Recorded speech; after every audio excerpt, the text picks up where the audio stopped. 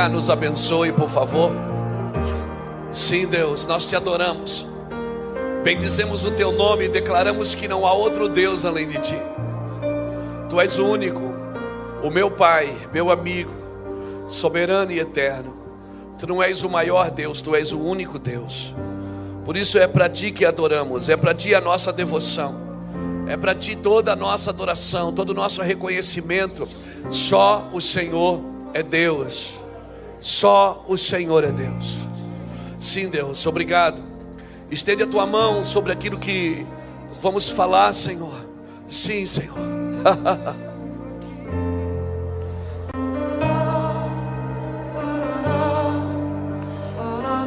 Nós queremos te adorar, Senhor. Viemos aqui por causa da tua palavra. Estamos reunidos por causa do teu nome. E que o nome do Senhor Jesus seja glorificado. Aleluia. Aleluia. Aleluia. Sabe, Deus está nos ensinando a viver uma fé na sua soberania. Existe uma diferença de você viver a fé no milagre e a fé na soberania. 3 homens que a Babilônia chamava de Sadraque, Mesaque e Abednego: Ananias, Misael e Azarias. 3 homens diante de uma estátua, eles não se prostraram. Então o rei disse o seguinte: olha, se vocês não se prostrar, eu vou colocar vocês na fornalha. Eles disseram o quê? Saibas tu, ó rei, que o nosso Deus, a quem nós servimos, é poderoso para nos tirar da fornalha. Isso é fé no milagre, vírgula. Mas se isso ainda não acontecer, não adoraremos outro Deus. Isso é fé na soberania. Porque até o não de Deus é pedagógico. Até quando Deus diz não para você, Ele está te ensinando. E até quando Deus não faz, é ensino. Por isso que quando você pede um milagre, Deus dá um ensino. Às vezes o milagre, ele se desenvolve com o tempo. Porque tem pessoas que só pegam o milagre, mas não aprenderam nada com aquilo. Por isso quando a gente pede um milagre, Deus sempre dá um ensino através daquilo. Então Deus está nos levando como igreja, queridos, a viver uma fé na sua soberania.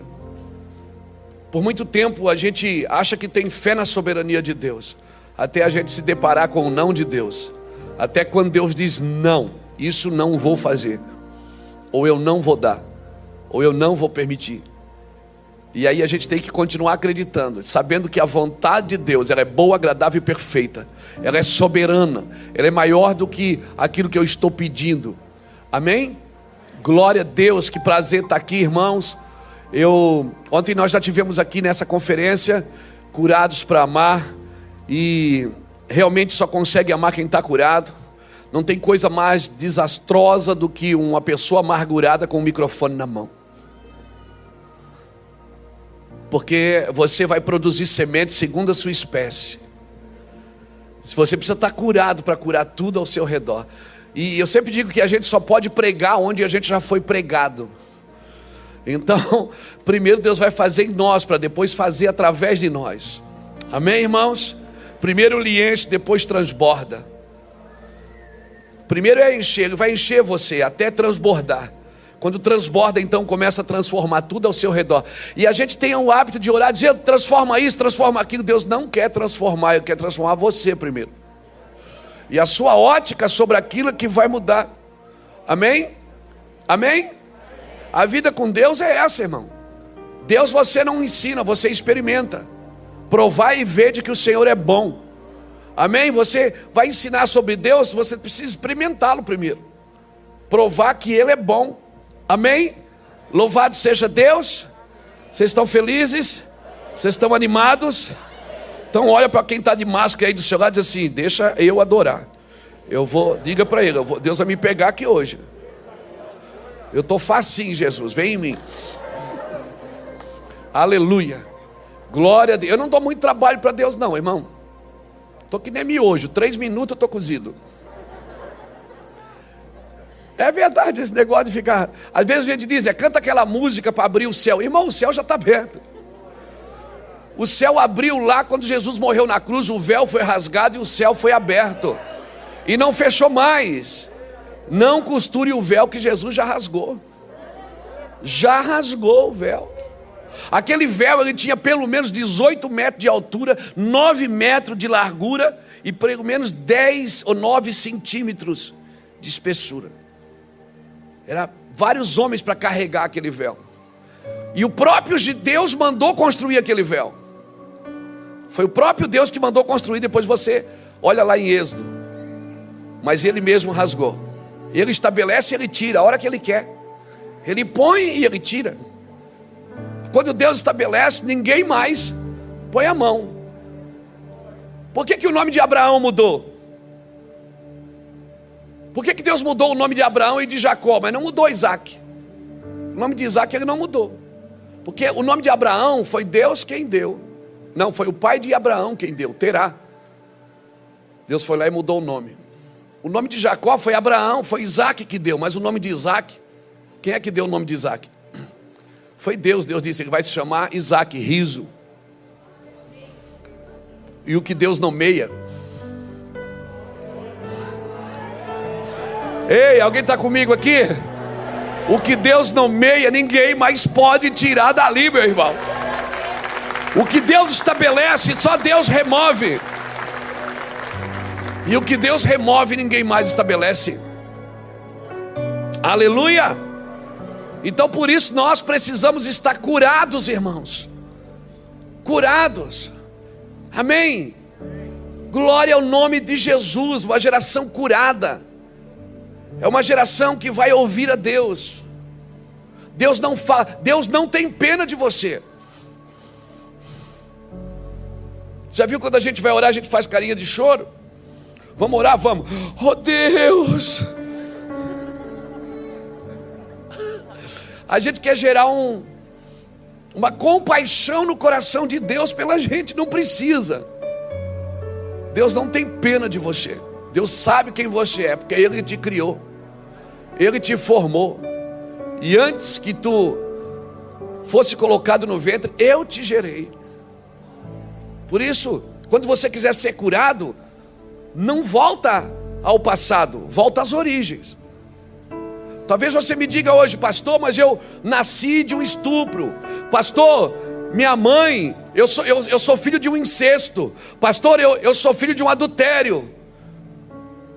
Pastor, eu sou rejeitado desde o ventre. Minha mãe me deixou no orfanato, me deixou na casa de alguém. Não importa, não importa. Escuta, a sua vida não começou no ventre da sua mãe. Efésios 1,4 diz que Ele me elegeu nele, antes da fundação do mundo. Antes da fundação do mundo. Deus te elegeu aonde? Nele. Então não importa onde você foi rejeitado, porque isso tudo foi lugares de passagens. Importa é onde você foi eleito. Então quando você quiser ser curado, não volte ao passado. Não faça a regressão, voltar ao passado. Volte às origens. Volte a Deus. Amém? Porque Ele é a tua origem. Amém? Ele te elegeu nele antes da fundação do mundo, para que fôssemos santos e irrepreensível diante dele em amor. Amém? Amém? Então não importa mais se seu pai te rejeitou, se sua mãe te rejeitou, se você nasceu num ventre que a mãe fez de tudo para abortar, que você foi rejeitado no casamento, foi rejeitada no casamento, você passou por lugares de ofensas, de rejeições. Não volte mais ao passado. O diabo quer te levar sempre ao passado, Deus quer te levar na origem. Amém? Volte às origens. Vai lá que Ele gera de novo, vai lá que Ele faz de novo, vai lá que Ele põe de novo, Ele cura de novo. Eita, como é bom falar disso, irmão. Esse é o assunto da minha vida. Você está diante de um cara curado nas emoções, livre, que odiava o pai, que odiava todo mundo, que queria matar alguém, que queria bater em alguém.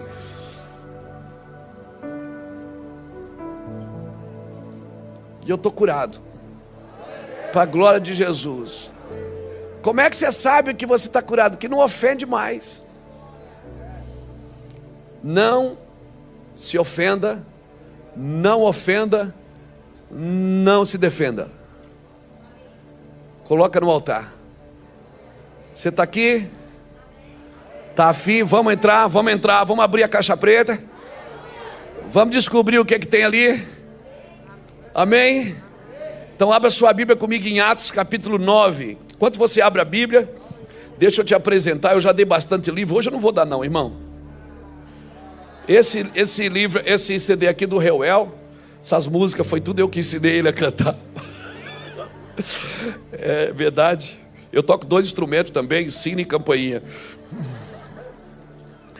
Esse livro, 40 dias com ele no deserto. Esse livro não tem nada a ver com a pandemia não, viu, meu? Não tem nada a ver com a quarentena, mas ele se tornou muito popular na quarentena. Esse livro aqui tem muito a ver com o que eu estou falando, que vou falar hoje, removendo as raízes da carência. Jeová Rafa, o Senhor que te sara. Aqui fala de um assunto tremendo chamado Lashon Hará. Você já viu que na Bíblia Deus curava os enfermos e limpava os leprosos? Por que ele não diz que ele curava os leprosos? Por que os leprosos não entravam na mesma configuração dos doentes?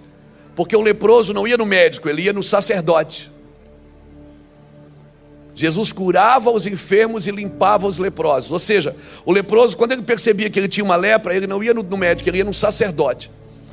E o sacerdote discernia se ele estava leproso ou não. E por que ele ficou leproso? Porque ele praticou Lashon Hará. O que é Lashon Hará? No hebraico, Lashon Hará significa a língua maledicente. É quando você fala mal de alguém e a pessoa não está perto para se defender. Dá um glória a Deus. Então a pessoa praticava Lashon Hará. Por isso que em Levíticos capítulo 6 o leproso tinha que habitar sozinho, fora do arraial. Por que ele tinha que habitar sozinho? Porque ele tinha que fechar a boca, não podia ter ninguém para conversar. Porque a única forma dele ser curado era parar de falar.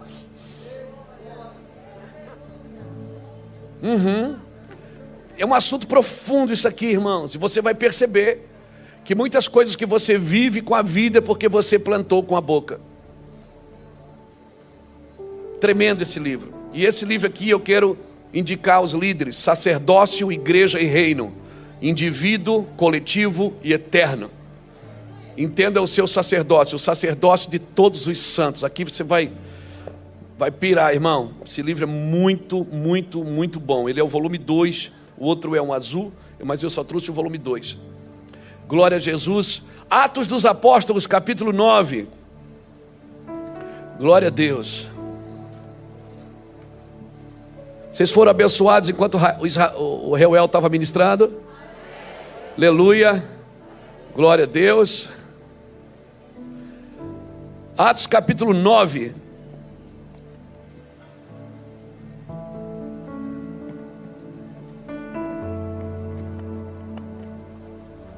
Muito feliz de rever o David Kille e a Bebel. Deus abençoe.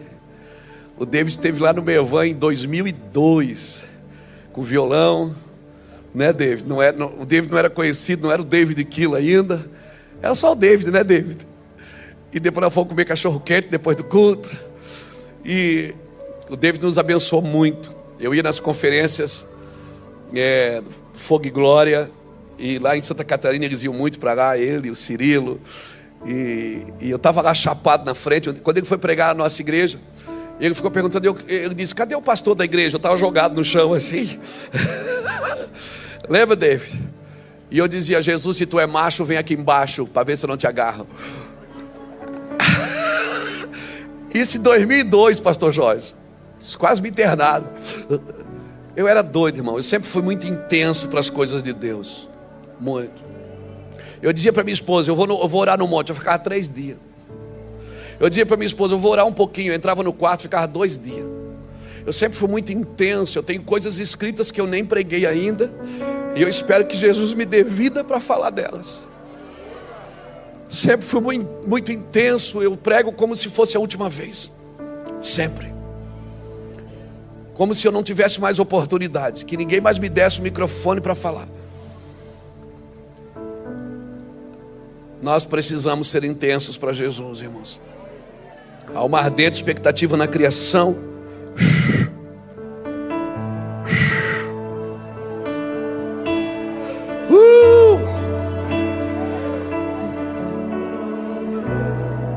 Te adoro, Jesus. Atos capítulo 9, versículo de número 10. Havia em Damasco um discípulo chamado Ananias. Disse-lhe o Senhor em uma visão: Ananias. Ele respondeu: eis-me aqui, Senhor. Disse-lhe o Senhor: levanta-te e vai à rua chamada direita e pergunta em casa de Judas por um homem de Tarso chamado Saulo, pois ele está orando. Numa visão ele viu que entrava um homem chamado Ananias e punha sobre ele a mão para que tornasse a ver. Respondeu Ananias: Senhor, há muito ouvi acerca deste homem, quantos males tem feito aos teus santos em Jerusalém. E aqui tem poder dos principais sacerdotes para prender a todos os que invocam o teu nome. Em outras palavras, Ananias está dizendo: Senhor, esse cara é um perseguidor da igreja. Esse cara é um matador de crente. Disse o Senhor, porém: vai, rapaz, não discute, não é você que decide quem eu quero tocar. Vai, este é para mim um vaso escolhido, para levar o meu nome perante os gentios, os reis e os filhos de Israel. E eu lhe mostrarei como ele deve padecer pelo meu nome.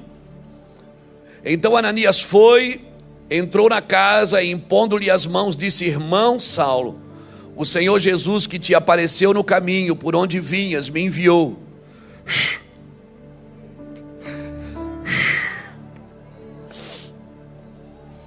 Me enviou para que tornes a ver.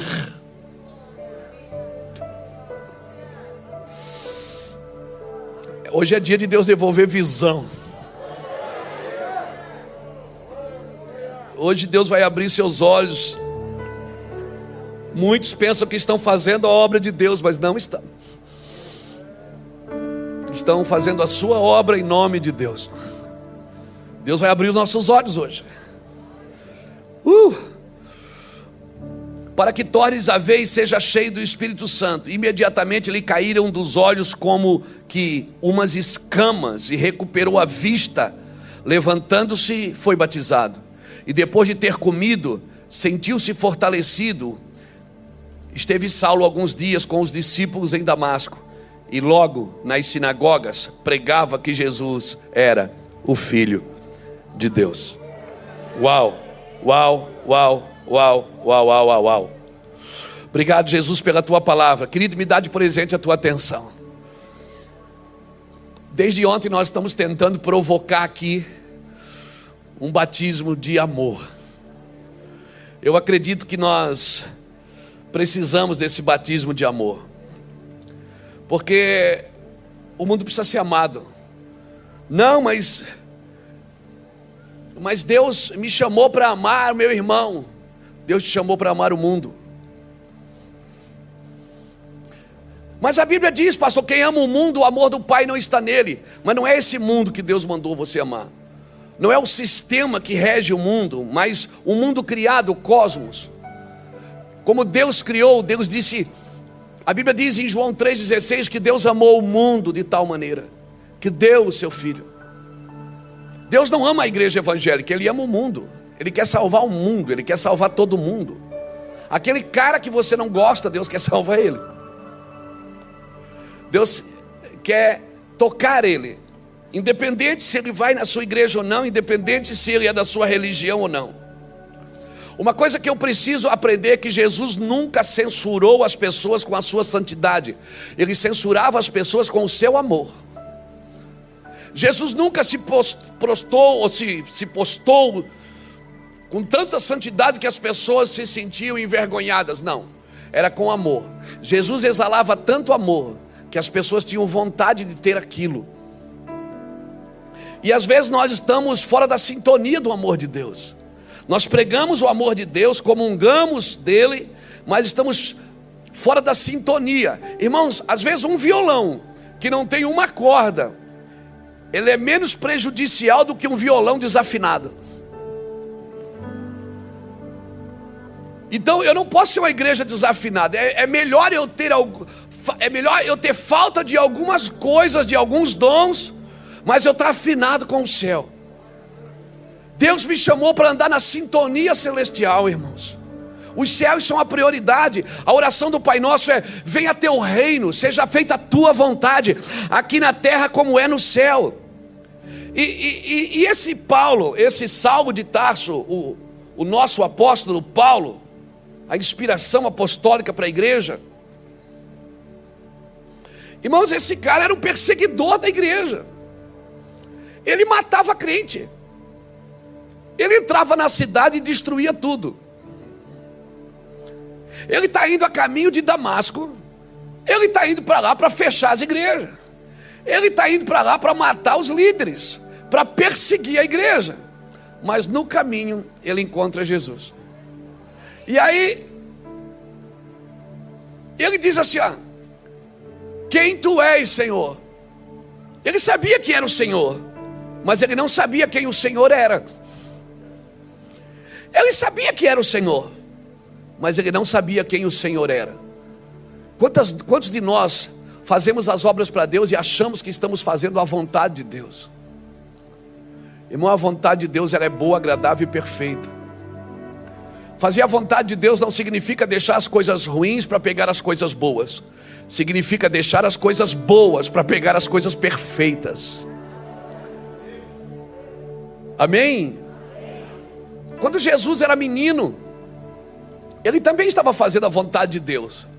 Se perdeu do pai e da mãe, estava lá no templo por 3 dias, fazendo perguntas que eles tinham dificuldade para responder as perguntas que Jesus fazia.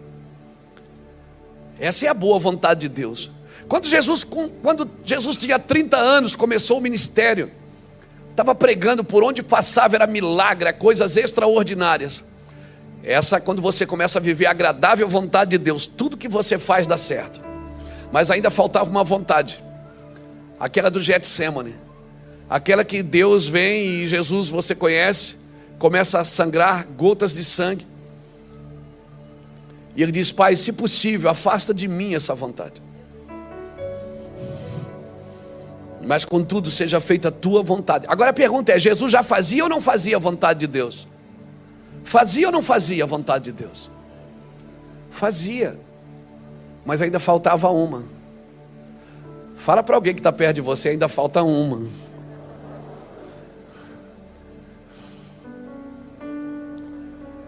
Contudo seja feita a tua vontade. Essa é a perfeita vontade de Deus. Quando não é mais você que decide, quando Jesus já decidiu e você não tem mais escolha. Porque enquanto você ainda tem escolha, não é a perfeita vontade de Deus. A perfeita vontade de Deus, você só diz: eis-me aqui, Senhor. Eis-me aqui, Senhor. Eis-me aqui, Senhor. E agora esse cara, ele está indo para caminho de Damasco e de repente o céu se abre.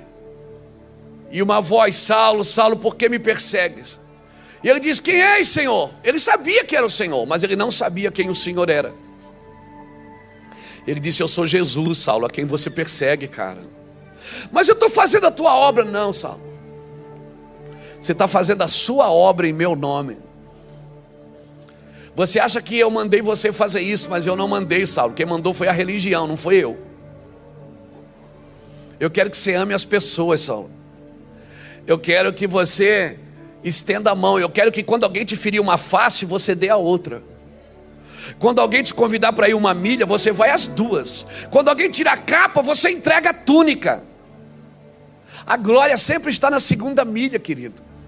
Na 1ª milha é obediência, mas na 2ª é honra. E Deus te chamou para sobrepujar a obediência. Porque muitas pessoas obedecem porque ganham para obedecer. Muitas obedecem porque lhe é conveniente obedecer. Agora honrar não. Quem honra não espera honra. E não cobra a honra de ninguém também. Porque se você vive cobrando: você tem que me honrar, você tem que me honrar, é porque não quer honra, quer bajulação. Honra você não cobra de ninguém. Amém? Honra. Uma hora ela aparece, uma hora ela bate na sua porta. Vai semeando ela, vai semeando amor, porque uma hora ele volta. Vai semeando compaixão, porque uma hora ela volta. Vai semeando generosidade, porque uma hora ela vai voltar. Ela vai fazer a curva e vai voltar. E ela vai ser transbordante na sua vida.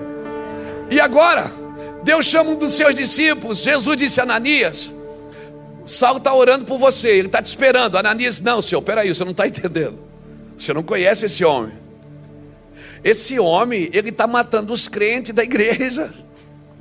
Senhor, ele está batendo em todo mundo, ele está atacando todo mundo, Senhor, ele está matando as crianças, ele está matando os jovens, ele chega na cidade e manda atacar fogo na casa. O Senhor quer que eu vou lá orar por ele? O Senhor disse: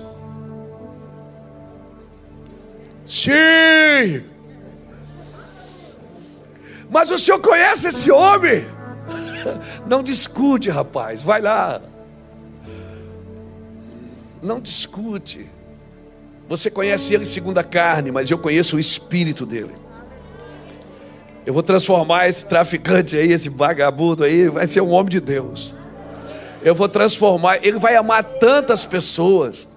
Eu vou mostrar como que ele vai sofrer para o meu nome. Sabe quando é que um crente sofre na presença de Deus? Quando ele ama. Crente que não ama não sofre. Crente que não ama não sofre, porque bateu, levou. Agora quem ama sofre, porque se torna vulnerável. Quem ama corre riscos. Quem ama ele sofre. Então se você não quer correr risco, não ame. Se você não quer correr risco, não ame. Não, mas a Bíblia diz: olho por olho e dente por dente. Eu, porém, vos digo: quem falar mal do seu irmão já o matou. Dá um glória a Deus, pelo amor de Deus, irmão. Isso. Não me deixa aqui sozinho. É eu, Jesus. Ananias está tentando convencer Jesus: Senhor, ele não merece o teu amor, ele não merece uma oração, Senhor. Ananias vai lá e dá vista para ele. Ele estava vendo errado, agora ele vai ver certo. Eu quero encher o coração dele de amor, Ananias. Vai lá, Ananias, não discute comigo, Ananias. Você não sabe o que eu fiz na cruz. Sabe quem é que ama a misericórdia? Quem já experimentou ela, meu irmão. Quem não experimentou a misericórdia não sabe o que é isso. Só exerce misericórdia quem já experimentou a misericórdia. Quem não experimentou a misericórdia não sabe o que é isso. Por isso que a obra de Deus é: eu tenho que experimentar, provar e ver que o Senhor é bom. Eu tenho que provar, eu tenho que degustar.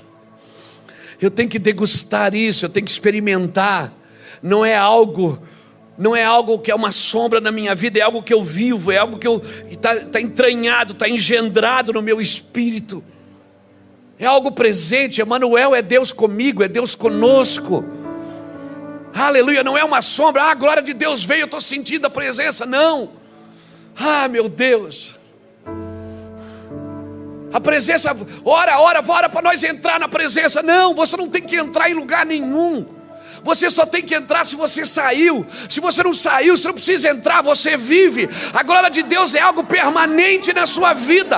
É algo que está ali na sua vida. A glória de Deus é algo permanente. Oh, aleluia. Vai lá, Ananias, não discute. Você acabou de lembrar onde é que você tem que ir agora. Eu senti aqui, bateu aqui, um testemunho interior. Eu senti que você acabou de lembrar onde é que você tem que ir nos próximos dias. Ir lá orar por alguém que precisa de ajuda, que precisa ser amado por você. Agora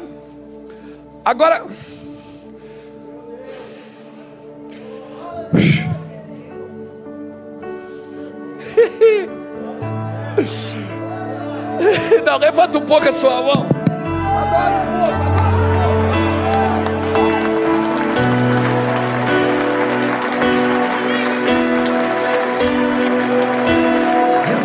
te conhecer. Isso é cura, meu irmão, isso é cura. Eu quero te conhecer mais e mais. Quero te conhecer. Eu quero te conhecer como tu és. Eu quero olhar em teus olhos, ser consumido pelo teu olhar. Sim, Deus. Senhor, Oriacala soramandarala. Oriala mandará. Jesus. Tu estás aqui, Senhor. Tua glória está aqui. Jesus. Cura os nossos corações rancorosos. Cura as nossas mágoas, Senhor. Cura, Senhor, a nossa dor, a nossa decepção. Cura a nossa frustração, Senhor. Arranca de nós todas as decepções do caminho, Senhor. Sim, Deus, batiza-nos com o teu amor, o ágapo, Senhor. Sim, Senhor, sim, Deus, sim. batiza-nos com teu amor. Toca-nos com tua glória. Agora, pega a sua Bíblia, volta aqui no capítulo 7. Nós já vamos lá no capítulo 9, mas volta aqui no capítulo 7.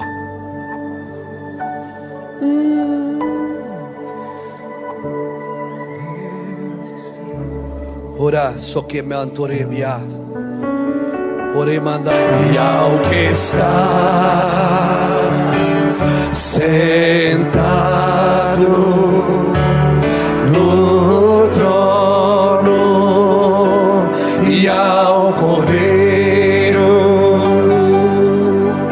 seja o louvor e a honra e a glória e o domínio pelos séculos dos séculos. Amém.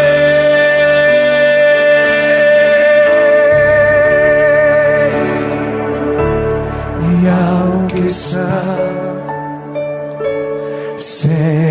sentado no Seja curado. trono, Seja livre agora. e ao Cordeiro seja o louvor e a honra E a glória. e o domínio pelos séculos dos séculos. Amém.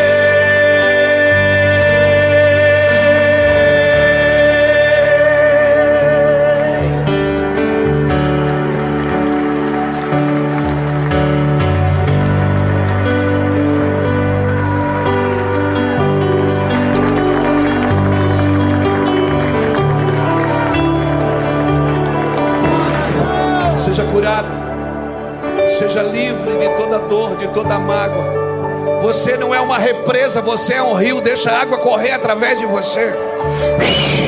Quem crê em mim, rios de água viva fluirão do seu interior. Você que está em casa, tem mais de 30 mil pessoas assistindo aqui. Você que está em casa, seja tocado, seja abençoado, seja curado, seja livre. Seja livre. Você vai ver sinais no seu corpo de cura. Você vai ver sinais no seu corpo agora. Sinais visíveis, palpável de milagres. Você vai ver. Deus vai dar sinais nos seus ouvidos, no seu nariz, nos seus olhos, na sua boca. Deus vai dar sinais. Recentemente nós estávamos ministrando, E quando eu fechei os olhos, eu vi um ouvido sangrando. E eu disse: eu estou vendo um ouvido sangrando. De repente uma mãe que estava na igreja com a criança no colo começou a gritar. A criança estava sangrando pelo ouvido. Um sinal visível das maravilhas de Deus. Ele está aqui. Ele está aqui agora, irmãos. Emanuel. Não jogue para o futuro aquilo que já foi consumado na cruz. Sim, Ele está aqui agora. É essa noite que Ele quer fazer. É já, é agora. Quem está disposto a isso? Quem está disposto a esse momento? Oh, oh. Aleluia.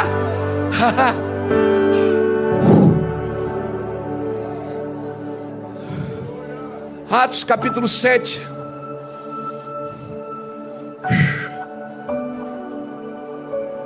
Eu vejo um nariz, uma carne esponjosa. Isso se chama adenoide. Eu vejo Deus curando o seu nariz agora, arrancando aquilo que está obstruindo a sua respiração. Essa carne esponjosa que você tem no nariz, Deus está arrancando de dentro de você. Agora, em nome de Jesus, receba essa palavra. Receba isso agora, querido, agora. Receba isso no seu espírito agora. Seja curado agora, agora, agora.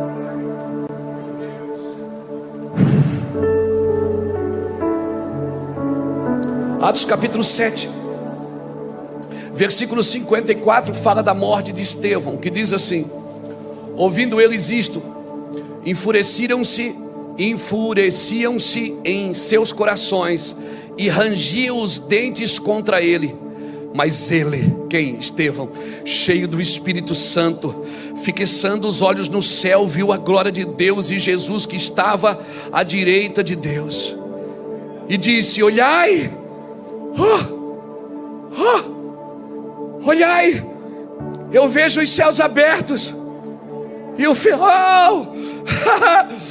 Filho do Homem, ele está de pé à direita de Deus. Mas eles gritaram com grande voz, e taparam os ouvidos, e se levantaram unânimes contra ele, e expulsando da cidade, apedrejaram.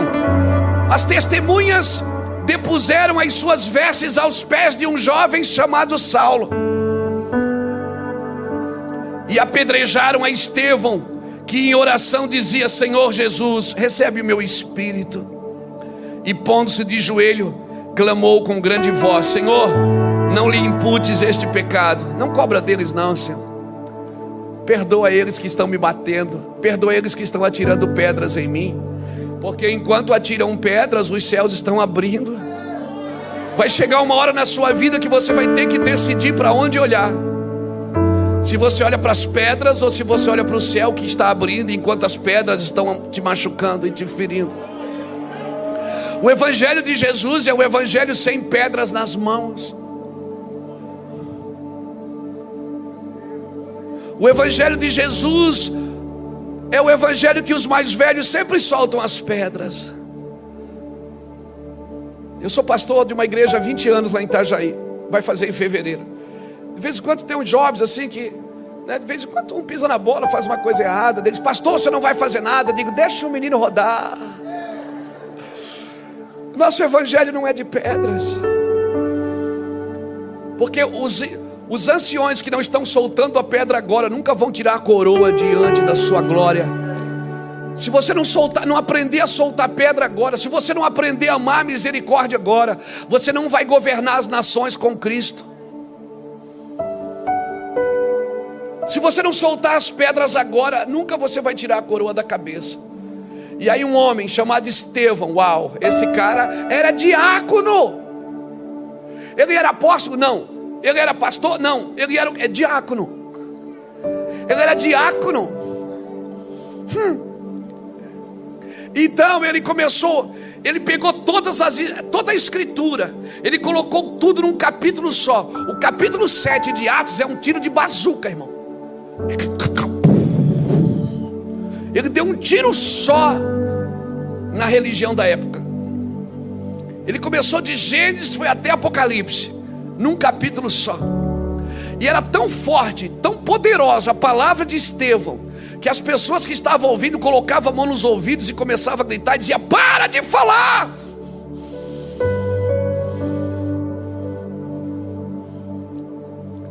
E começaram a jogar pedra. A Bíblia diz que ele cai de joelhos.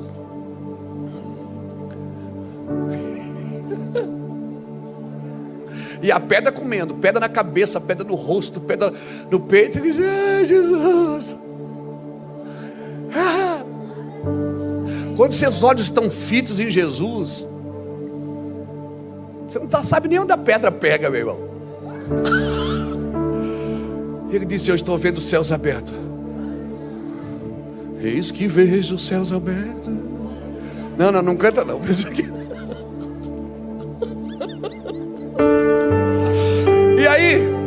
E aí, escuta.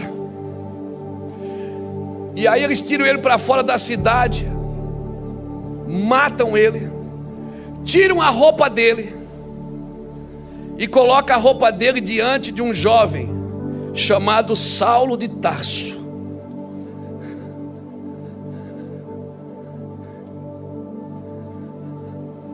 Saulo não devia ter tocado naquela roupa, meu irmão.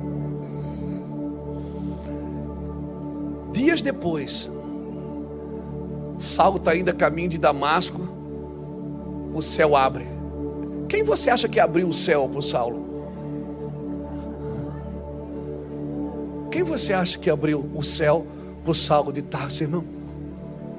Quem você acha que deixou os céus abertos? Você está afim de deixar os céus abertos para a próxima geração? Você está afim de deixar os céus abertos para o traficante da sua rua? Você está afim de deixar os céus abertos para o bandido lá da sua rua? Para o político corrupto da sua cidade? Você está afim de deixar os céus abertos para ele? Então não olha para as pedras, meu irmão. Não olha. Olha para Jesus que está levantando do trono para vir te receber. A Bíblia diz que Jesus está à direita de Deus, sentado à direita de Deus. Só que aqui Estevão diz que ele está de pé. Eu acho que cada vez que chega um santo, ele levanta. Senta, meu filho. Vem para o gozo eterno. Quantos estão dispostos a manter os céus abertos para a próxima geração? O seu trabalho é manter os céus abertos. Ele já foi rasgado, irmão. Hebreus capítulo 10, versículo 14 diz que com uma só oferta Ele aperfeiçoou para sempre os que vão sendo santificados. Eu vou sendo santificado, mas o céu já está aberto. O céu já está aberto. Jesus deixou claro, ele disse: e vereis os céus abertos, e o Filho do Homem à destra de Deus. E se eu sigo os passos de Jesus, o meu trabalho também é manter os céus abertos. Eu não vou costurar o véu que Jesus já rasgou. Eu não vou costurar, então não adianta. O espaço que o diabo usa é o mesmo espaço que a igreja recusa. Eu disse ontem isso aqui: o diabo ele não tem espaço, ele trabalha com lacunas.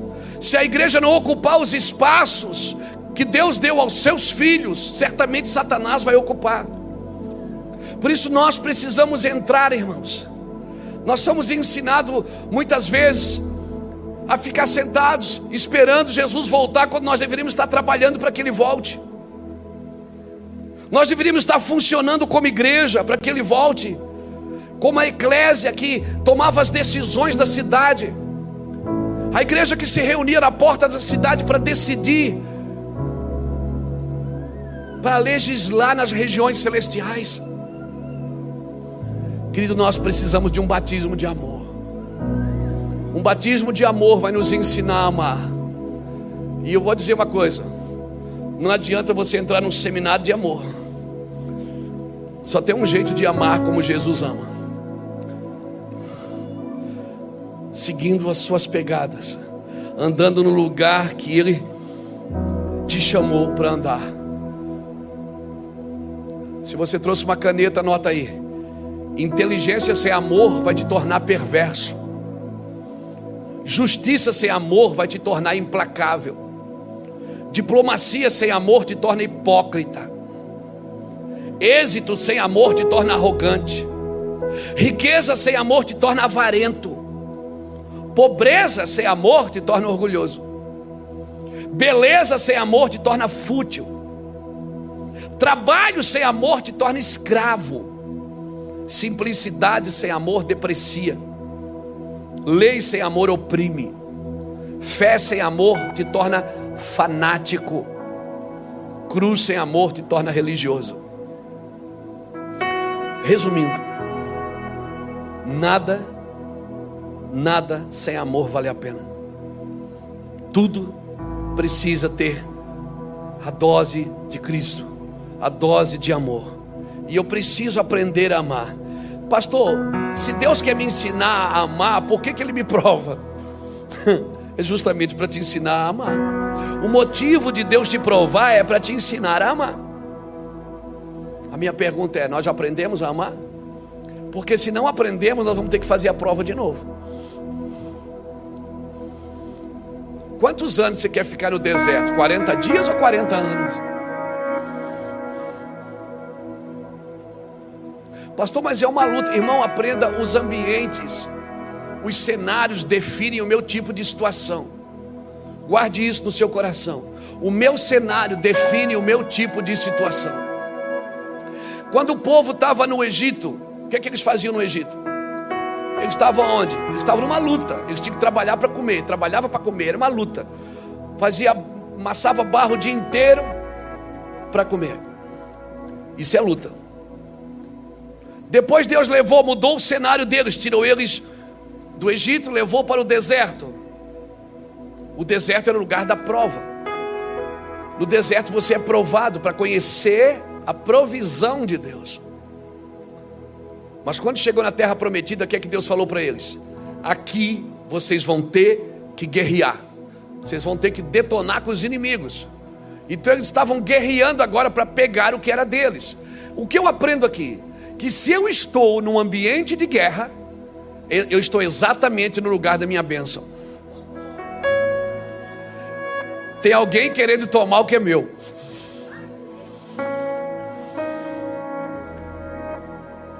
Se eu estou guerreando, se o Senhor disse: agora vocês vão ter que derrubar os jebuseus, os heteus,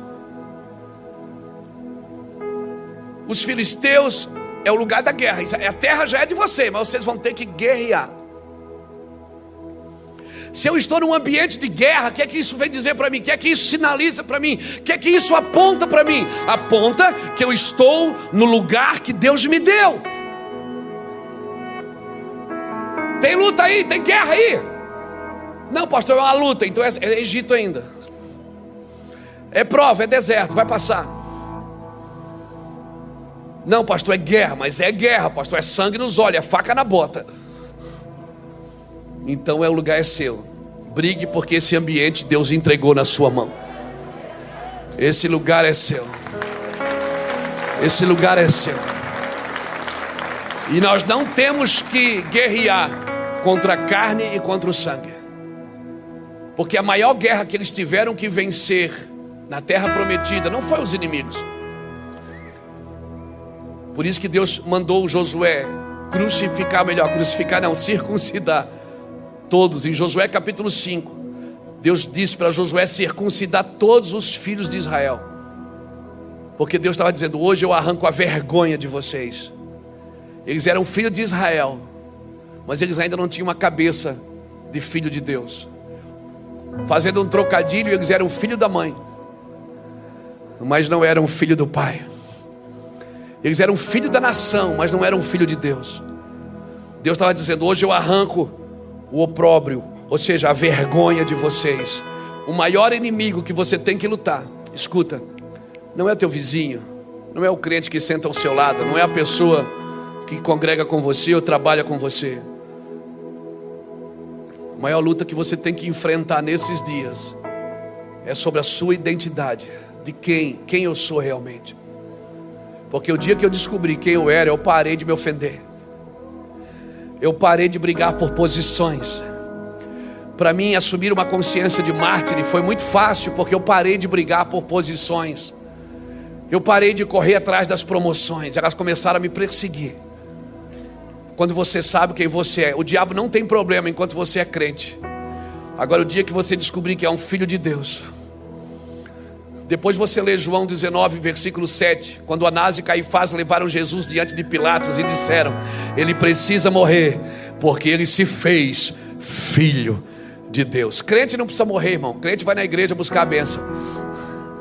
Quem precisa morrer é os filhos de Deus, porque a terra foi entregue à vaidade. A ardente expectativa da criação, ela aguarda a manifestação dos filhos de Deus. Ela espera que os filhos de Deus se posicionem nos seus lugares de batalha. Amar é uma batalha, irmão. Se manter em amor é uma guerra constante. Continuar amando é uma guerra constante, permanente. Se você quer parar de lutar, pare de amar. Se você quer parar de guerrear, pare de se importar. Quem se importa tem guerra diária. Quem ama tem guerra diária. Mas nem a morte, nem a vida, nem a altura, nem a profundidade, nem o que há, nem o que há de vir, nada vai te separar do amor de Deus que está em Cristo Jesus. Nada. Porque em todas essas coisas nós somos mais do que vencedores. Não é sem elas, não é longe delas, não é afastado delas, é no meio delas. Aleluia. Levanta suas duas mãozonas assim para o céu. Solta o leão que está aí dentro, eu quero ver. Isso, solta esse leão que está aí dentro. E o véu que separava já não separa mais. Oh, glória a Deus. Seja bem-vindo à escola de amor de Jesus Cristo. Seja bem-vindo a um batismo de amor. Sim, seja bem-vindo. Aleluia. Aleluia. Glória a Jesus. Eu vou terminar aqui. Eu acho que a gente precisa orar. Eu acho que a gente está prontinho para orar.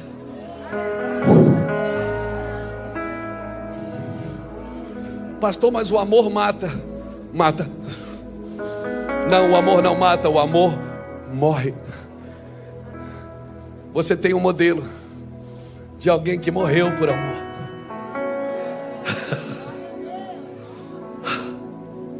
O amor não mata, o amor morre.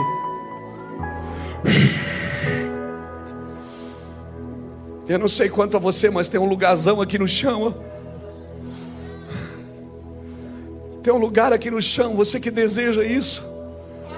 Pastor, eu quero ser batizado de amor. Eu sei que eu tenho pessoas essa semana que eu preciso ligar, eu preciso visitá-las, eu preciso ir lá, Senhor Deus. Eu preciso ir lá, me jogar no chão. Eu preciso soltar, porque sem perdão não tem continuidade, porque é o perdão que me leva a dar continuidade. Tem um lugar nesse tapetão aqui do chão.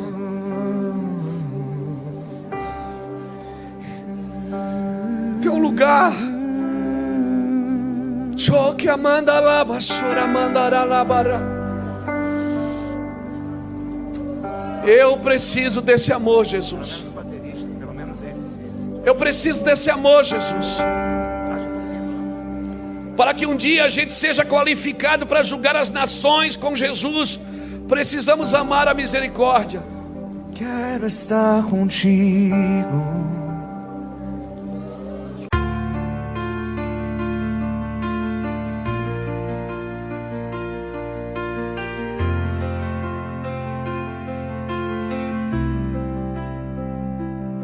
I built a fortress out of pain and pride. Every stone a promise, every tear I'd hide. Love was a war I refused to fight. So I lived behind walls, safe from the light. But then you came with gentle hands, not a hammer, not demands. You didn't force the gate to fall. You planted flowers through the wall. I built an armor made of concrete and fear. But you waited patiently until the cracks appeared.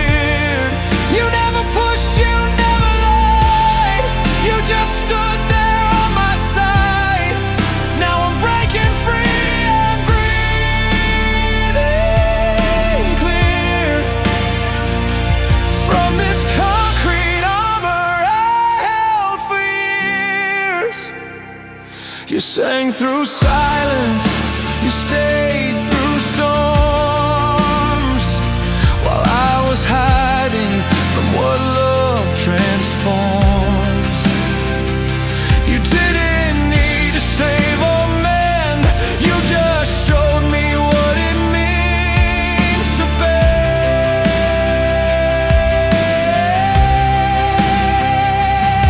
Every whisper softened steel, every smile made scars start to heal, and I finally saw what love could be when it wasn't trying to rescue me.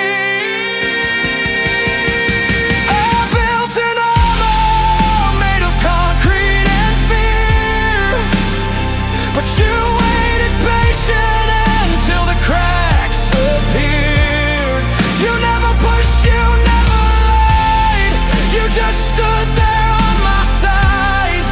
Now I'm breaking free, I'm breathing clear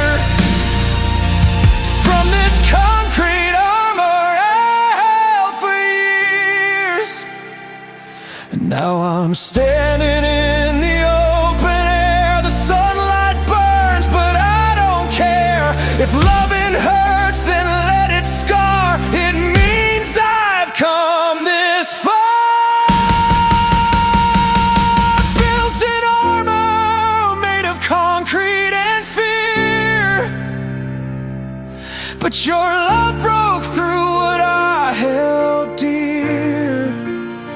Now every piece that used to weigh me down is a melody I sing out loud. You didn't tear me down, you made me real. You taught my heart how to feel. Concrete turns to dust in your hands, and I'm learning how to understand that love's not war, it's just the art of healing stone into a heart.